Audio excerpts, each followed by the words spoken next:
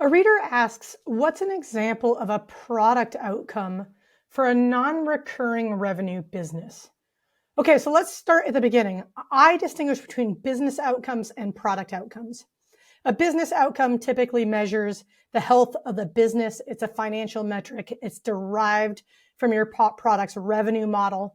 And then a product outcome is typically a customer behavior or a behavior in the product or a customer sentiment about the product. So let's look at a traditional e-commerce company. E-commerce is not a subscription business. You tend to buy once. Maybe you're a return customer, but each purchase is individual. So it's not recurring revenue. If I look at an e-commerce business's business outcomes, it's going to be things like I need to acquire more customers. I probably want to increase their average order size. I probably want to increase how often they purchase, right? These are some of the business outcomes that I'm going to care about. So now if I think about increased average order size, I can deconstruct this into product outcomes. What are customer behaviors in the product or customer sentiments about the product that would influence average order size? So I might have things like discovery-oriented metrics. So helping the customer find what they're looking for. So I could have outcomes like reduce the time it takes to get to a product page. I could increase the relevancy of search results, increase the click-through rate on search results. I might want to get customers in order to increase my average order size. I might want to get people to buy more things.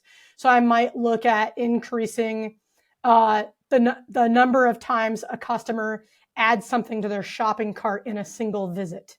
I might want to get them to buy more expensive things. So I might look at increase the percentage of viewers who see a product of at least price X, right? So there's a lot of different product outcomes I could look at just around this single business outcome of increasing the average order size.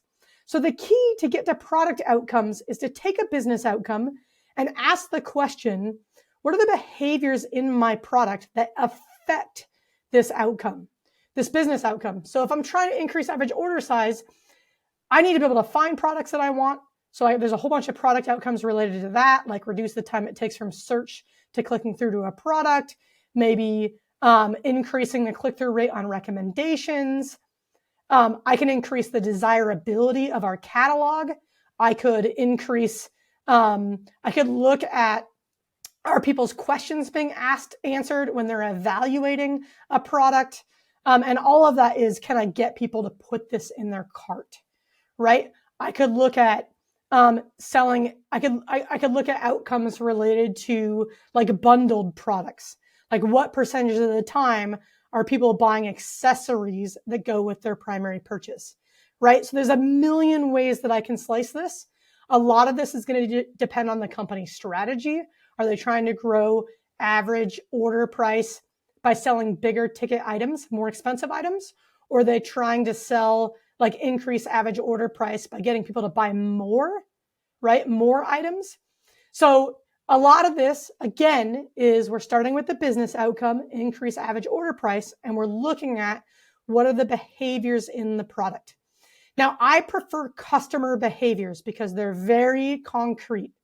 Sometimes we're going to look at sentiment metrics like the quality of our inventory or the desirability of the products that we offer, right? And we might measure that with a sentiment metric like how satisfied are you with the products that we offer is a sentiment metric.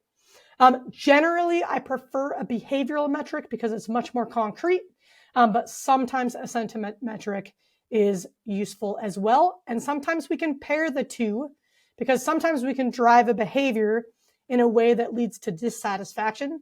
And in that case, we might want to pair the two. Okay, I hope that helps. If you work on a non-recurring revenue product and you're able to share some product outcomes, it'd be fun to hear from everybody about the types of product outcomes that they're working on for non-recurring revenue products. Please share in the comments below.